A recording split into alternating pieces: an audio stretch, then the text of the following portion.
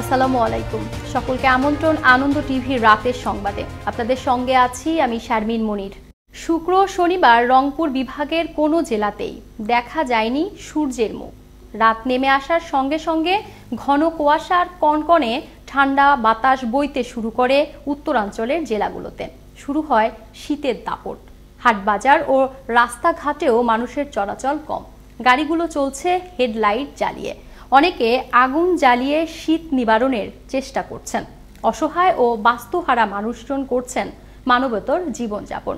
শনিবার সকালে রংপুরে 9.4 ডিগ্রি সেলসিয়াস তাপমাত্রা রেকর্ড করা হয়, যা চলতি মৌসুমে এ জেলার সর্বনিম্ন তাপমাত্রা বলে জানিয়েছেন আবহাওয়া অফিস। আজকে শীতের মাত্রা অনেক বেশি, ঠান্ডাতে বেড়া যায় না। ঠান্ডা এবং কুয়াশার জন্য গরিব দুঃখীর যে কষ্ট, এই কষ্ট তো মানুষ ঠান্ডাতে মারা যাবে। দেশে করোনা ভাইরাসে আক্রান্ত হয়ে মৃত্যু হলো আরও 21 জনের। এ নিয়ে মৃতের সংখ্যা বেড়ে দাঁড়ালো 7,883 জনে। এছাড়া গত 24 ঘন্টায় নতুন করে করোনায় আক্রান্ত হলেন 578 জন। এ নিয়ে দেশে মোট করোনা শনাক্ত হলেন 5,27,093 জন। শনিবার স্বাস্থ্য অধিদপ্তর থেকে পাঠানো এক সংবাদ বিজ্ঞপ্তিতে এই তথ্য জানানো হয়। চাঁপাইনবাবগঞ্জে বাল্য বিবাহ প্রতিরোধে বিনিময় ও আলোচনা সভা অনুষ্ঠিত হয়েছে। শনিবার জেলা প্রশাসকের অফিস চত্বরে বঙ্গবন্ধু মঞ্চে অনুষ্ঠানে প্রধান অতিথি ছিলেন প্রধানমন্ত্রীর একান্ত সচিব ওয়াহিদা আক্তার।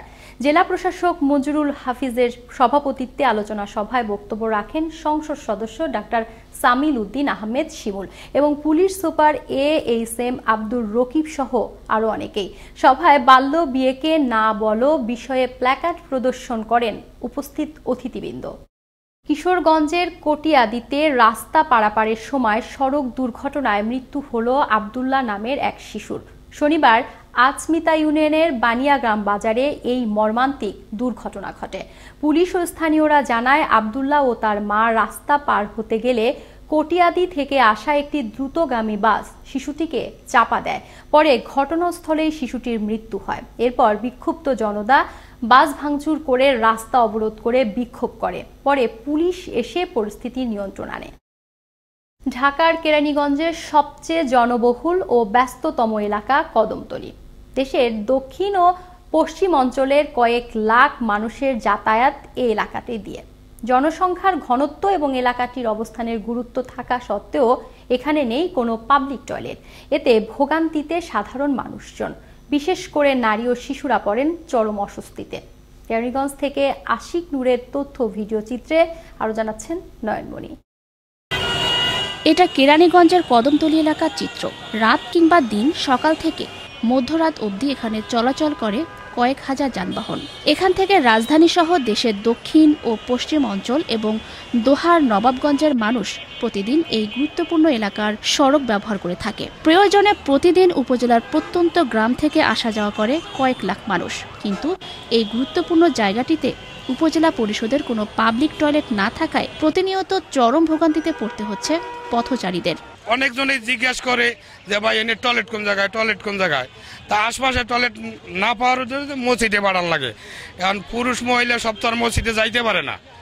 এর ক্ষেত্রে একটা টয়লেট জরুরি দরকার এই গোলচক্করের ভিতরে। কদমতলীতে আমাদের একটা অনেস্টলি পাবলিক টয়লেট দরকার, শুধু বাইকারদের জন্য না, যে কোনো যাত্রী অনেক সময় ওঠানামা করে, দূরে লং ট্রিপের যাত্রীও থাকে, তার কারণে এখানে গাড়ি থামাতে সমস্যা হয়, যার কারণে এই কোনো পাবলিক টয়লেট এখানে নাই। মাদারীপুর থেকে তারপরে বহু জায়গাতে, নানান জায়গাতে লোক আসে, আইসা টয়লেটের জন্য মনে করেন অনেক কষ্ট করা হয়। রাজধানী ঢাকার উপকণ্ঠে অবস্থিত কেরানীগঞ্জের এই এলাকাটি দিয়ে যাতায়াত কয়েক হাজার চালকদের। পাবলিক টয়লেট না থাকায় চরম ক্ষোভ প্রকাশ করেন অনেকেই। এখানে একটা পাবলিক টয়লেট থাকা খুবই জরুরি বলে দাবি তুলেছেন সাধারণ মানুষজন। লক্ষ লক্ষ জনতা প্রতিদিন এখান থেকে আপ ডাউন করে, বরিশাল, ফরিদপুর, খুলনা, বাগেরহাট, অনেক দূর দূরান্ত থেকে লোকজন আসা যাওয়া করে। আমাদের এখানে কোনো পাবলিকের কোনো ব্যবস্থা নাই। এক্ষেত্রে বেশি বিপাকে পড়ে নারীরা। টয়লেট ব্যবহারের প্রয়োজন হলে তাদেরকে যেতে হয় মসজিদে কিংবা মার্কেট অথবা অন্যের অফিসে। মহিলা এদিনকে এমন চিলাচিলি করছে, একটা পাবলিক টয়লেট দরকার, প্রয়োজন। তখন আমরা বলছি আপনারা আবেদন জানান, কদমতলী মসজিদে টয়লেটের একটা দরকার। এমন জনগুরুত্বপূর্ণ স্থানটিতে অচিরেই এই ভোগান্তির অবসান করবেন কর্তৃপক্ষ, এমনটাই দাবি সাধারণ মানুষের। নয়নমণি, আনন্দ টিভি, ন্যাশনাল ডেস্ক। এই ছিল এখনকার মতো। করোনা থেকে আপনি এবং আপনার পরিবারকে সুরক্ষায় রাখতে সরকারি নির্দেশনা মেনে চলুন। আনন্দ টিভির সর্বশেষ সংবাদ এবং বিনোদন সবার আগে দেখতে ভিজিট করুন www.facebook.com/anondotvbd এই পেজে। ধন্যবাদ সকলকে, শুভরাত্রি।